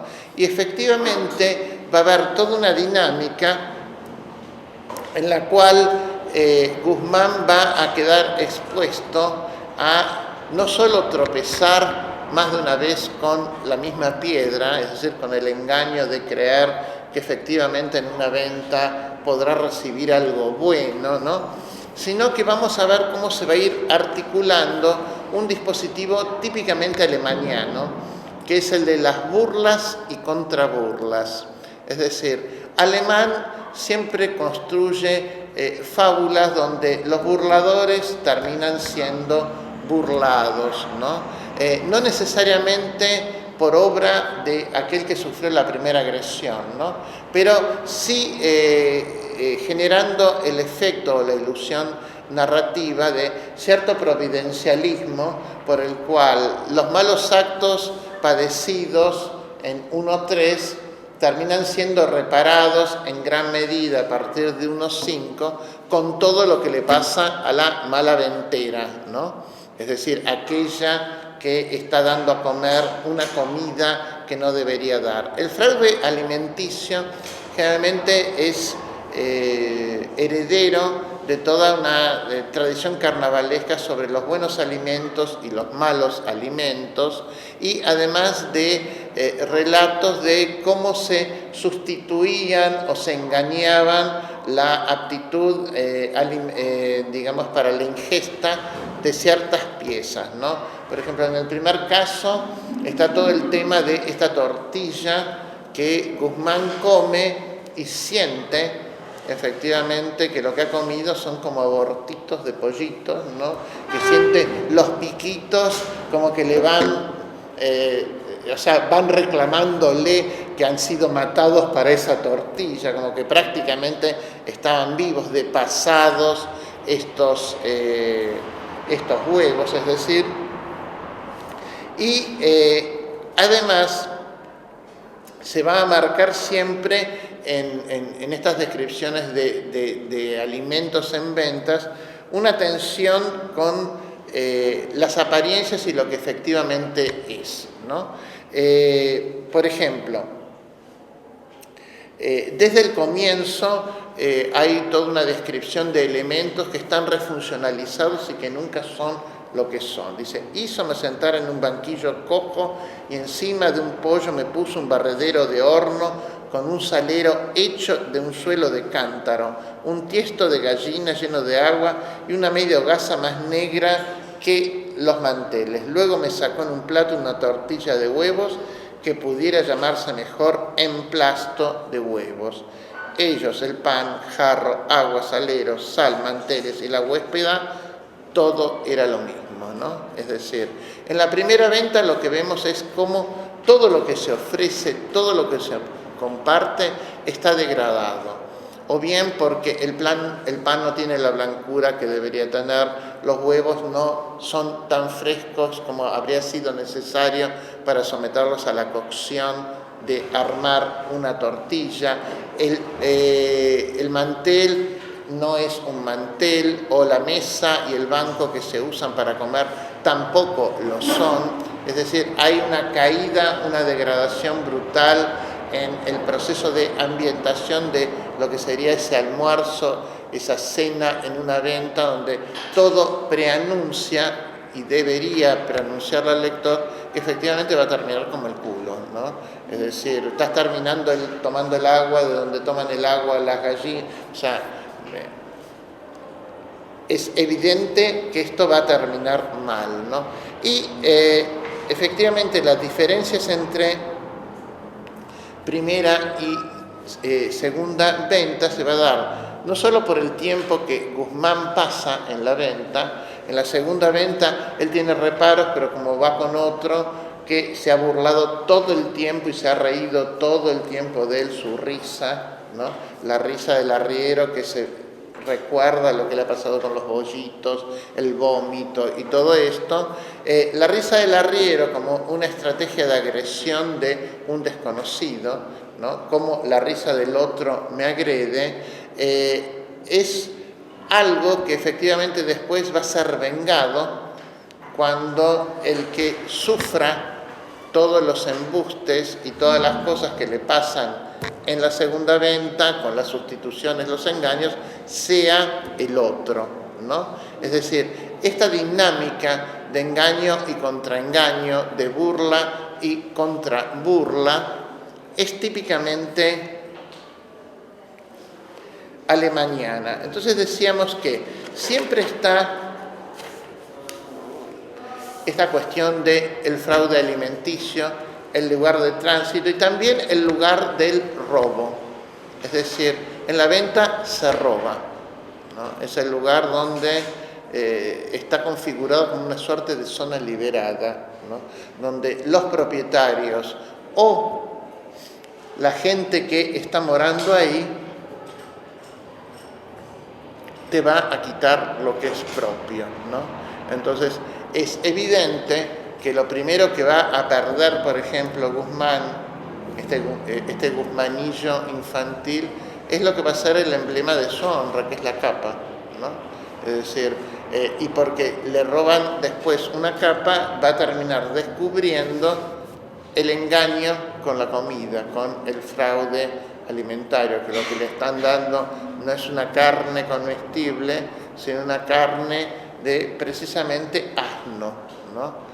Es decir, esta tensión en este caso además está potenciado en el caso de la segunda venta, porque este ventero no solo es deshonesto, sino que se encuentra claramente fuera de la ley, porque existía un montón de prohibiciones que indicaban que al sur del Tajo ningún tipo de yunta o cruza se podía autorizar entre yeguas y burros, ¿no?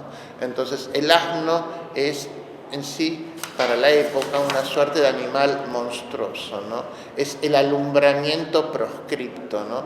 Por eso se comprende, por un lado, que lo quieran ganar y decir, lo aprovechamos haciendo carne, total, ¿quién se va a dar cuenta? Pero es que vos no podés, para la mentalidad de época, precisamente comer carne de asno, ¿no?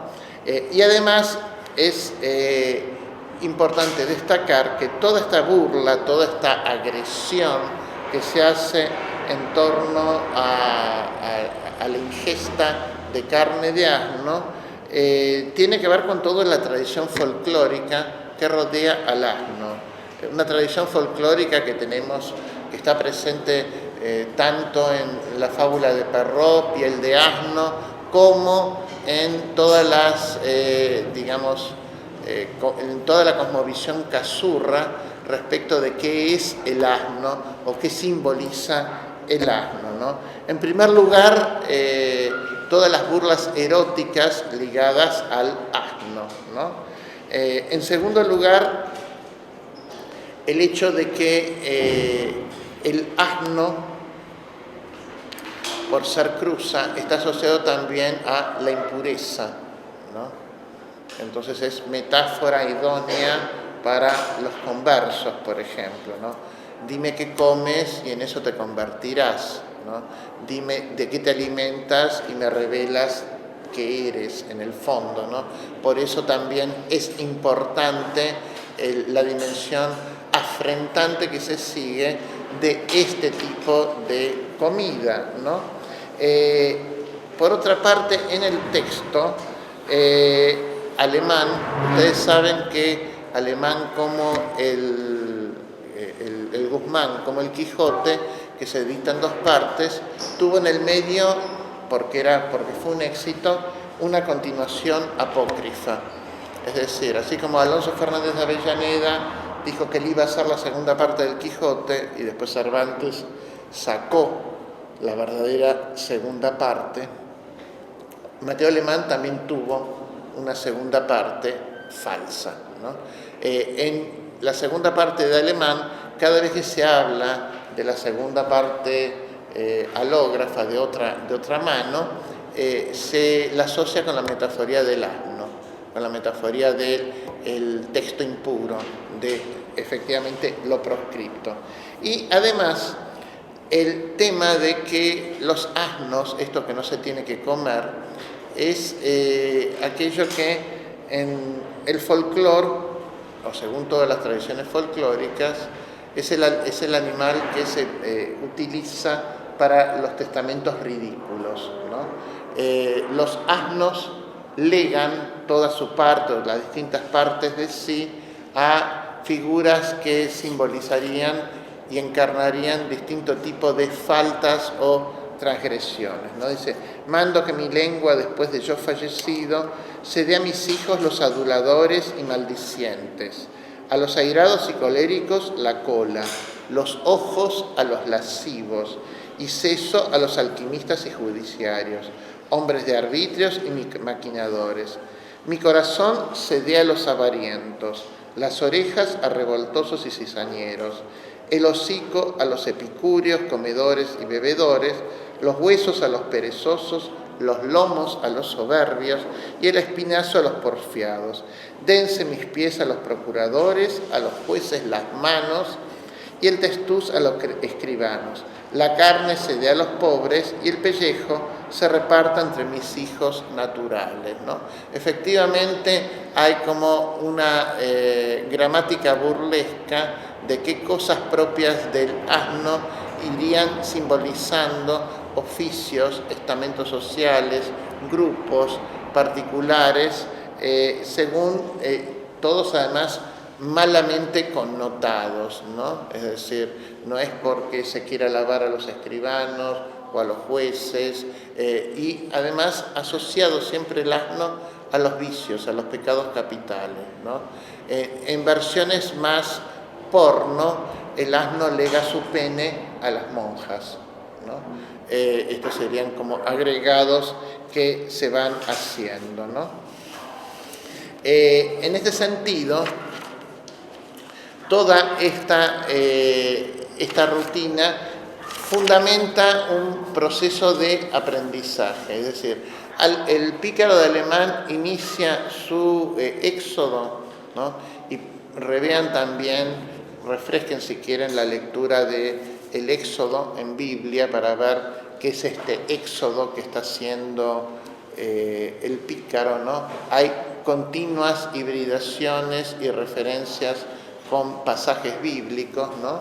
El éxodo lo inicia un viernes, día que en la tradición popular es día de mal agüero, ¿no? Es decir, es empezar con mal pie, ¿no? Y todo lo que va a hacer, no solo en esta secuencia de aprendizaje negativo, donde Guzmán no encontrará su capa, pero se va a disfrutar de lo mal que lo pasa el arriero, que tanto lo había torturado con los vómitos y con su risa incesante, ¿no? Por el primer engaño que él padece. Después se va a ir avanzando en el camino, en esta procesión donde se van encontrando no personas que vayan a hacerse cargo de él, sino que lo van a ir acompañando ocasionalmente, ¿no? Es decir, compañeros de itinerario. Todavía no hay un punto alguno en el cual él vaya a encontrar a alguien a quien acercarse, a alguien a quien aproximarse, ¿no? Y acá es interesante porque el texto va a construir después del manteamiento, después del asalto, en la cual son confundidos con ladrones y todo. En este relato en proceso que acompaña la marcha, el exilio hogareño, va a ofrecernos lo que sería un alivio de caminantes, ¿no? Que es en el final del libro primero, la inserción de la primera narración intercalada de todo el texto, ¿no? Que es Osmin y Daraja. El caso de Osmin y Daraja es particularmente importante porque se da en el contexto de una tematización recurrente que es, por un lado, la problemática del perdón, si efectivamente se puede perdonar, a quien perdonamos, ¿no? Es decir, una de las primeras experiencias extremas a las que se enfrenta es a su capacidad de perdonar los primeros golpes de la vida, ¿no? De si efectivamente puede disculpar, ¿no? Y es por demás sugestivo que esta primera novela intercalada adelante lo que va a ser el gran tema central del texto, que es la conversión. Porque lo que se narra, sobre pretexto de una fantasía morisca, es cómo los que otrora fueron los árabes de España se han convertido en católicos, ¿no? A través de dos figuras que se epitomizan, que sirven de ejemplo paradigmático, que son Osmin y Daraja, nobles granadinos que van a ser recibidos precisamente en la comunidad, en esta historia que se dice, en esta narración que se dice histórica, bajo los nombres de bautismo de Fernando e Isabel, ¿no? Es interesante además porque el texto del Guzmán va a tener 4 historias intercaladas. La primera es la de Osmin y Daraja, la segunda es la de Dorido y Clorinia, la tercera la de don Luis de Castro y don Rodrigo de Montalvo, y la cuarta es Bonifacio y Dorotea. La primera y la última son las centrales para la arquitectura del texto porque se desarrollan en Sevilla, las dos, es decir, hay una consonancia de ambientación, aunque en épocas diversas, entre lo que es la Sevilla del Pícaro y la Sevilla de Osmin y Daraja, ¿no? Y además porque trabajan la primera y la última dos tópicos centrales, que son el de la conversión y la última, el tópico de la salvación.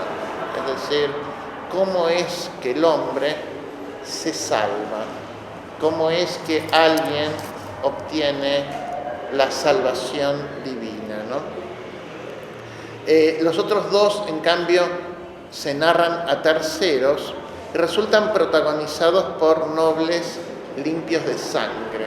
En este caso, en tanto sujetos de conversión, no son a priori limpios, ¿no? Y esto es interesante además recuperar, vamos a desarrollarlo más atentamente la próxima clase, el tema del marco histórico y los protagonistas, ¿no? Porque todo empieza aparentemente en esta historia un siglo antes, es decir, es una historia que se remontaría, lo que usan como alivio de caminantes, a una historia que habría acontecido 100 años antes por lo menos, pero no en cualquier momento, no es como decir 100 años antes, o sea, hace mucho tiempo, no, es precisamente en un momento histórico muy importante, que es el difícil momento que se da, y muy breve por otra parte, entre la caída de Granada y un lapso de unos meses en que se cree que efectivamente los musulmanes pueden ser dulcemente convertidos, ¿no? Entonces es el momento en que el proceso de sujeción del otro se presenta como si fuese una suerte de capítulo infantil de Panam, ¿no? Donde es todo felicidad, todo muy sencillo, donde no hay tensiones, donde efectivamente, ¿por qué es esto así? Porque los primeros inquisidores generales que mandaron allá apostaron a lo que era el proceso de atracción de los derrotados por vías dulces, por vías dóciles. Lo que pasa es que se dan cuenta enseguida que esto no los lleva a ningún lado. Entonces, lo que empieza a posteriori es el verdadero rostro de lo que la gente terminará recordando como la imagen de la conversión forzada. Porque una de las cosas que más brutalmente llama y produce una disonancia en el texto de Osmini de Raja es que con todo lo negativo que nosotros sabemos de cómo eran las conversiones en una cultura obsesionada por la limpieza de sangre y por la ortodoxia religiosa, esto parece una suerte de cuento de hadas donde el tema de la conversión es lo de menos, que es como si dijésemos pasamos por el cajero a pagar el ticket y nos fuimos y ya está, y asunto solucionado. Entonces, efectivamente, hay una estrategia narrativa muy importante de parte de Alemán en el proceso de ambientación, es decir, por qué efectivamente decide ambientar su historia de conversión interracial e interreligiosa en el momento en que precisamente todo discurso sobre la conversión quede diametralmente contrastado con lo que sucede en su época. Porque en su época nadie caminaría muy feliz una conversión. En su época nadie diría felizmente soy un converso, ¿no? En su época nadie tendría una buena percepción de esto. Y esto es interesante porque efectivamente el problema de la conversión del reo, del pícaro, ligado a necesariamente la posibilidad de su salvación postrera, entra en tensión con lo que va a pasar al interior de la fábula de Osmini de Araja, ¿no? Como si, a grandes rasgos, uno pudiese decir, al que mató, al que hizo tales y cuales cosas, se le cree todo, se lo admite y se cree que su conversión es sincera, fidedigna y se lo aprueba y se lo lleva incluso al estatuto de ser modelo para construir una narración, y a él que en cambio no ha hecho ni la 10ª parte de muchas de las cosas que Osmini ha hecho, sin embargo nadie le cree, nadie apuesta por su conversión y su salvación o su destino postrero queda altamente en entredicho, ¿no? Es decir, las historias intercaladas son cajas de resonancia desde las cuales la problemática de la integración, la conversión, la aceptación del otro distinto tienen que ser escuchadas, ¿no? Decíamos que son como alivios de caminantes y además es interesante que están presentadas como un relato que le cuentan al protagonista y que él reformula, ¿no? Él dice, la conté con mejor espíritu, mejor cuerpo, básicamente era esto, ¿no? Es decir, como que hay también una intencionalidad en el proceso de reproducción, ¿no? Es decir, cómo se adecúa esta historia a sus fines exculpatorios, a sus fines propagandísticos del propio punto de vista, ¿no? Para la próxima, importa que lean bien los capítulos en que se ve la historia de Osmini de Araja y que empiecen todos los capítulos de la segunda parte que están centrados en la experiencia italiana del pícaro, porque son todos aquellos donde vamos a poder trabajar todos los delitos y violencias y prácticas ligadas a la temática de la pobreza, ¿no? En el caso concreto de la lectura del episodio de Arminio de Araja, vamos a tratar de hacer una presentación somera de lo que sería la variación genérica. Esto es lo que se llama una historia morisca. Es como un verosímil genérico que se está metiendo en el relato de base distinto, ¿no? Las narraciones moriscas, así como las pastoriles tienen pastores, las moriscas tienen moros. Básicamente el presupuesto por el que apuestan los moros, bueno, ahí las moras por poco son rubias, hermosas, los moros son tan caballeros como los cristianos, es decir, la morisca tiene una enunciación, digamos, ensoñadora de un pasado de cohabitación fronterizo que se desdibuja en la puesta de una exaltación conjunta de un otro, como si fuese análogo a mí mismo, cuando en verdad ya en ese momento es un derrotado y es un oprimido. La narración morisca obra digamos, una discrepancia esencial entre referentes y imaginario construido, ¿no? En realidad, esos moros que se cantan o que se cuentan en la cotidianeidad no existen, ¿no? La narración morisca tiene dos vías de actualización: la actualización fronteriza, que el modelo excelente es el abencerraje, ¿no? Es esa guerra de fronteras donde el linde se va corriendo todo el tiempo, y porque el linde se va corriendo todo el tiempo me voy reconociendo en el otro, porque el otro en definitiva, ¿dónde está el límite? Que es lo culturalmente diferenciador. No hay un límite claro, mientras que el otro modo de narración morisca es la narración de trauma, que es precisamente el modelo de cautiverio, ¿no? Que efectivamente es el menos cultivado porque es el que se supone dentro del subgénero morisco más contextual y más epocalmente determinado. Como en ese entonces hubo mucho español cautivo, hacer ficción con esto no interesó tanto, ¿no? Porque efectivamente se trataba de un hecho traumático. En esta narración morisca vean todos los procesos de idealización y de neutralización de las diferencias culturales, que es cómo se logra esto, y además un punto esencial: cómo funciona el silencio y la mentira en el texto. Presten atención a esto porque lo vamos a trabajar.